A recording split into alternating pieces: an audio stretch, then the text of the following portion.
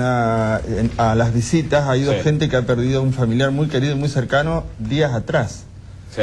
Y saliendo de las visitas nos agradecían. Digamos que había cosas no resueltas al haber cerrado el cajón que se resolvió después de la visita. Claro. Mirá que, digamos, Qué cosa, es ¿no? solo educación. Sí. Solo educación. Sí. Ernesto del Gesso es historiador, un profesor, un referente muy conocido. ¿Qué alumnos que ha tenido Ernesto realmente? Una de ellas es Lidia, ha sido su profesora, nuestra productora general. ¿Qué tal como alumna? Muy buena.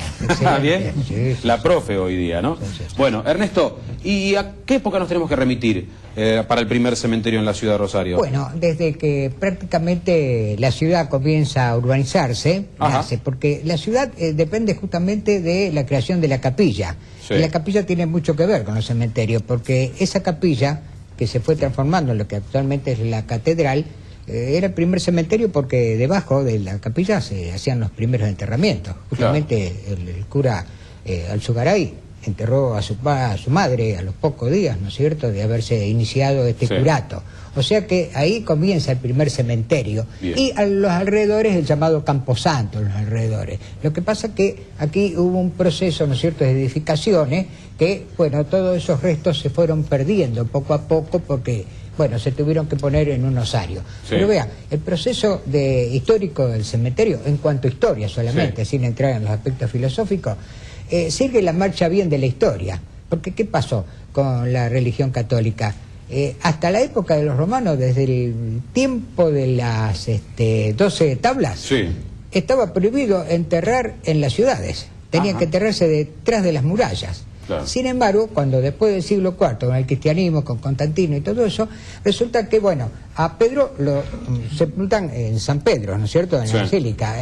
A Constantino allá en una basílica en Constantinopla. Pero bueno, después, con el tiempo, poco a poco, todas las personas iban, principalmente las personas que tenían cierta jerarquía, iban ocupando un lugar en el cementerio. Y después lo fueron ocupando todos. Bien, y a pesar de que no tenemos reyes aquí en nuestra ciudad, sí hay personajes, y alguno ha planteado, Silvia Laíte, como antropóloga y también complementada con el profesor, ¿qué personajes, a ver, Bueno. qué historias hay en los cementerios que han hecho nuestras raíces, ¿no? Bueno, por ejemplo, a la entrada misma del cementerio, a la derecha ya nos encontramos con el panteón de Ovidio Lagos, del fundador de nuestro diario La Capital. Claro. Después tenemos nada menos que a Lisandro de la Torre, Ajá. que expresamente él pidió que sus cenizas fueran puestas en ese lugar. Tenemos a un Enzo Bordavere, y justamente esto se remite a lo que decía Dante, que Enzo Bordavere, Lisandro de la Torre, nos permite hacer una lectura, tramar o sea, leer la trama de la historia de la ciudad, Sí. ¿cierto? O sea, porque las visitas no son puntuales, ver un personaje y describir la arquitectura. Claro.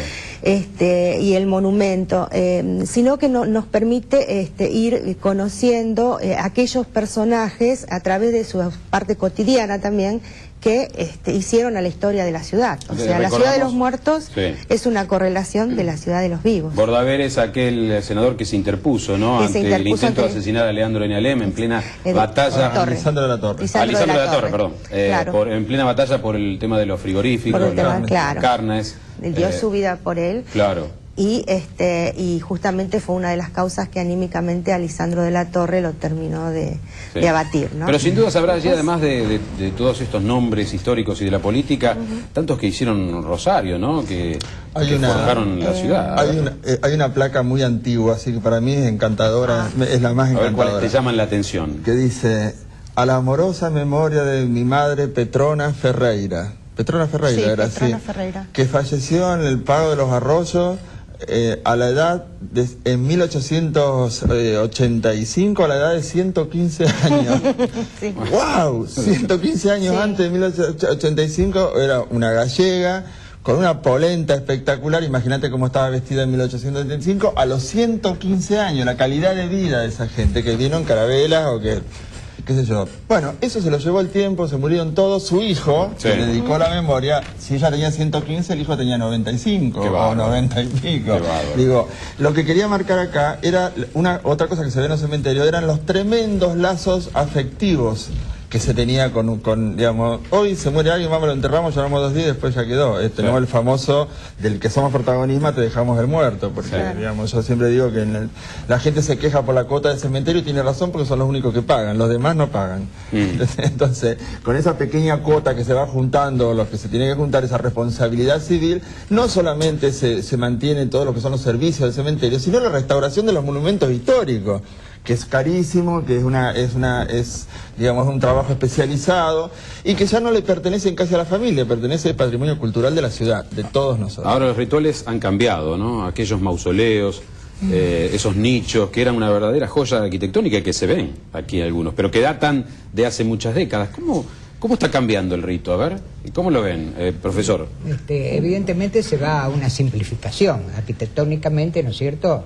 Ya esos tipos de panteones que no se construye más. Culturales, claro, se hacen más estéticos, digamos, más simples. Hay algunos que, como Silvia, le llaman banelco, porque bueno, tienen mucho cristal adelante y parecen simplemente una ciudad de Manelco. Lógicamente se va simplificando. Claro. Hay además también una cuestión económica, ¿no es cierto? Porque esos hermosos panteones con hermosas esculturas que vemos de algunos autores extranjeros, el cementerio, bueno, son verdaderamente una fortuna, ¿no? Cosa que ahora a lo mejor no se está dispuesto, o las tendencias nos llevan a ese tipo por de esa tendencia perderá valor artístico de que al futuro los cementerios para del nada, futuro. al contrario, es al revés. A ver. Estas son verdaderas joyas que son irrepetibles. O sea, en su época, en su tiempo. No, hoy son irrepetibles. Ajá. O sea, hoy la escultura de Fontana, los panteones de Fontana, las fundiciones hechas en fundiciones que desaparecieron hace mucho de Europa o de acá, hay obras irrepetibles en el cementerio. En algún momento la tendencia del cementerio es hacer un cementerio parque memorial. Sí, de todas formas, con respecto a esto, una intervención es que pensemos siempre que hoy estamos construyendo el patrimonio de mañana. Es decir, que la arquitectura que se está construyendo hoy en los cementerios será el patrimonio cultural y arquitectónico de los cementerios que vengan. Es decir, no, si bien esas expresiones artísticas que nosotros vemos son de una sensibilidad extrema, digo, a futuro también hoy vamos a estar representados por la arquitectura contemporánea. Bien. Una opinión, arquitecta. A ver, después si no tenemos que hacer todo con el siglo XIX. No. Debemos ser arquitectos de nuestro tiempo. Claro, lo que pasa es que la arquitectura de nuestro tiempo, con respecto al tema del cementerio, es un poco menos esperanzadora, porque son cajas de muertos. La arquitectura del siglo XIX, del principio del siglo XX, era una arquitectura más romántica y esperanzadora. Porque vos mirás, los rostros, mirás lo que está escrito, todo lo demás, y te conmueve. Y hasta podés llegar, si sos agnóstico, a creer en un futuro mejor, si no lo crees. Yo lo que creo que lo que hacemos agua en las sociedades es en esa enseñanza, le damos mucha bolilla a la enseñanza exotérica y nos olvidamos de lo verdadero, que es lo esotérico. Es lo que está dentro que no vemos y que es lo que, según las religiones más antiguas, trasciende. Que ¿Y esto en qué se traduce, Dante? ¿Cómo lo ves? En el abandono, en el abandono de los panteones, de los niños, de los abuelos, de que vos sentís un ruido de decir, esta vieja de merde que está acá al lado, mira el ruido que hace y la están matando para robarle un aro. Claro. El tener conciencia de que hay gente que mientras nosotros comemos un asado no tiene plata para ponerle. Fíjate vos, un ejemplo. Esta mujer y este hombre que encontraron discapacitados, muertos, acá en Rosario, en un barrio, hace poquito lo vi en el diario, y en la heladera tenía un vaso de agua. Y una piedra. Esa piedra la dejó ese hombre para el testigo. O sea, ese hombre se murió de hambre. ¿Cuántos se están muriendo de hambre en este momento? Y que fueron descubiertos días después. Bueno, nadie se percató. ¿De quién es la culpa de eso? Nuestra es la culpa. Digamos, yo como budista enarbolo la suprema compasión, que es la pasión por el bien del otro. Y no tengo que andar diciendo, ay, pasión. No. Digo, si yo tengo un plato de sopa más, es una taza de agua más en la olla. No tengo que poner otro hueso. ¿Entendés? No es un esfuerzo, es la voluntad de la conciencia del dolor del otro. ¿Por qué? Porque se genera el efecto espejo. Si vos sos consciente del otro, el otro va a ser consciente de vos.